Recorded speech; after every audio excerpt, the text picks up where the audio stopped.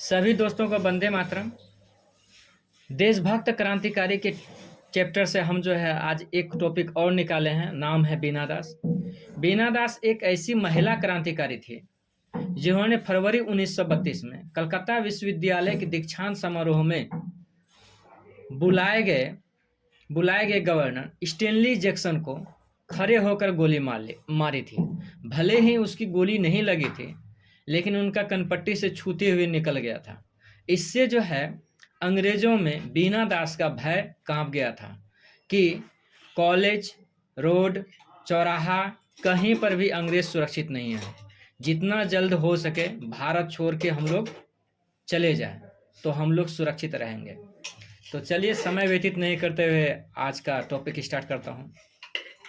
ऐसे महान क्रांतिकारी बीना दास जी ने फरवरी 1932 में कलकत्ता विश्वविद्यालय के दीक्षांत समारोह में उपाधि ग्रहण करते समय बंगाल के गवर्नर स्टेनली जैक्सन को गोली मार दी थी।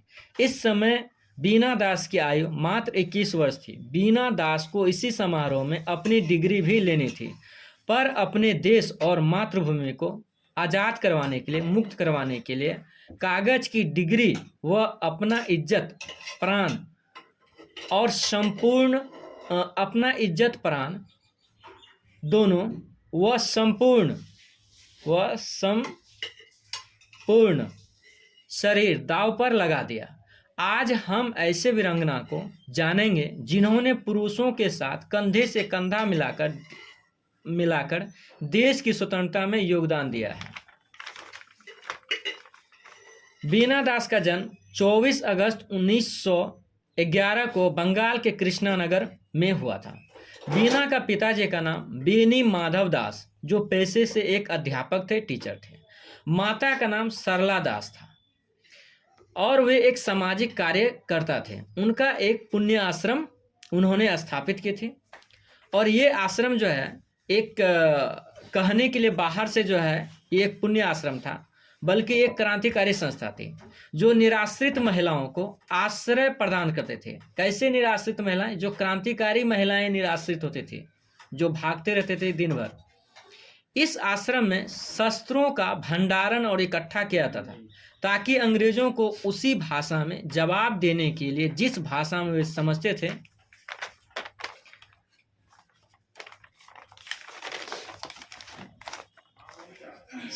उसी भाषा में जवाब दिया जा सके। भारतीय जनमानस को इकट्ठा करना अंग्रेजों के खिलाफ, भारतीय जनमानस को इकट्ठा करना इनका काम था। वर्ष 1926 में शरद चंद्र चट्टोपाध्याय ने पाथेर दाबी नामक एक उपन्यास लिखा जो क्रांति से संबंधित थी। इस उपन्यास को ब्रिटिश सरकार ने प्रतिबंधित कर दिया था प्रकाशित होने से पहले, लेकिन इसके बावजूद क्रांतिकारियों ने गुप्त तरीके से इनकी प्रति प्राप्त करने में सक्षम रहे। सारी प्रति बिक गई मात्र 7 दिनों में। बीना दास उस समय मैट्रिक में पढ़ रही थी।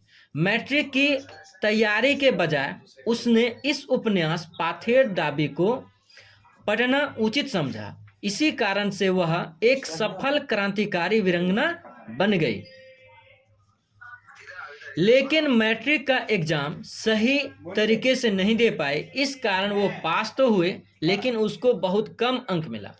वर्ष 1928 में बीना दास बंगाल वॉलंटियर कॉर्पस में सम्मिलित हो गए। बंगाल वॉलंटियर कॉर्पस की स्थापना सुभाष चंद्र बोस ने किया था। यहाँ पर एक महिला क्रांतिकारी सहपाठी सुहासिनी गांगुली मिले। इन्होंने उसे रिवॉल्यूशनरी पार्टी में, क्रांतिकारी पार्टी में शामिल करवाई। यह समूह गुप्त रूप से अंग्रेजों के विरुद्ध कार्य कर रहे थे। इससे जुड़े क्रांतिकारियों ने अंग्रेजों को नाक में दम कर रखा था, अर्थात परेशान कर रहा था। पेज नंबर 3 पर चलते हैं। 6 फरवरी 1932 को बंगाल के गवर्नर स्टेनली जैक्सन को विश्वविद्यालयों में दीक्षांत समारोह में बुलाया गया था कॉलेज प्रशासक की तरफ से। बीना दास को यह सूचना जैसे ही मिली, स्टेनली जैक्सन को मारने की योजना बनाई। चूंकि उसे बीना दास को गवर्नर से डिग्री भी लेनी थी, वे असमंजस में थे कि कैसे गोली मारा जाए, कब गोली मारा जाए। तो उन्होंने अपने युगांतर पार्टी, युगांतर भी उनकी एक क्रांतिकारी संस्था ही थी, तो सलाह मशवरा किया कि डिग्री लेते समय गवर्नर स्टेनली जैक्सन को गोली मारूंगी या निशाना बनाऊंगी।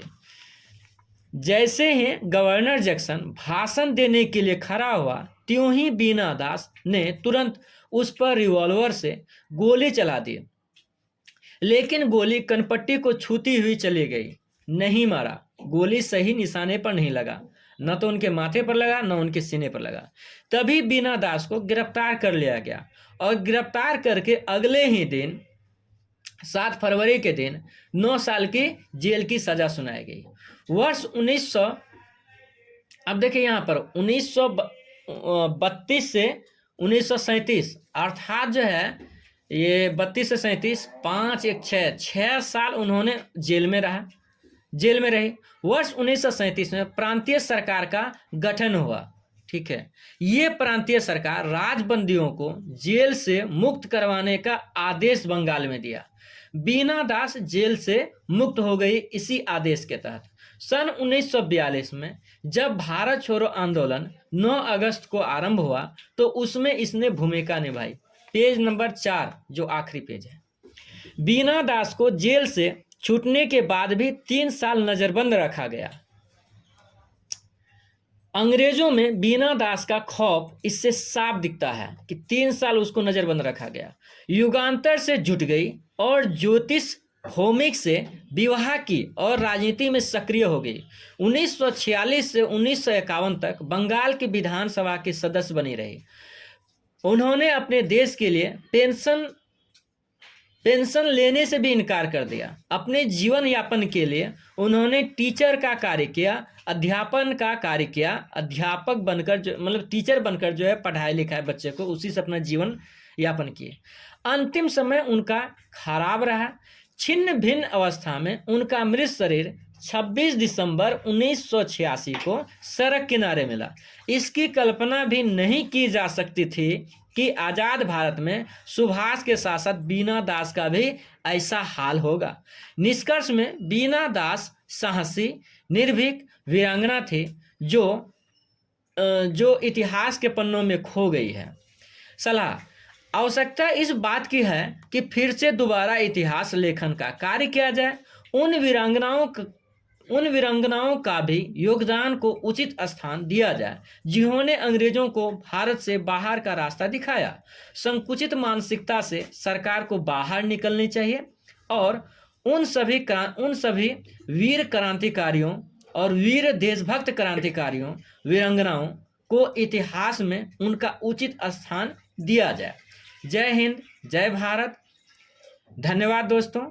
अगर मेरा वीडियो पसंद आता है तो लाइक ज़रूर करें, शेयर और सब्सक्राइब करें।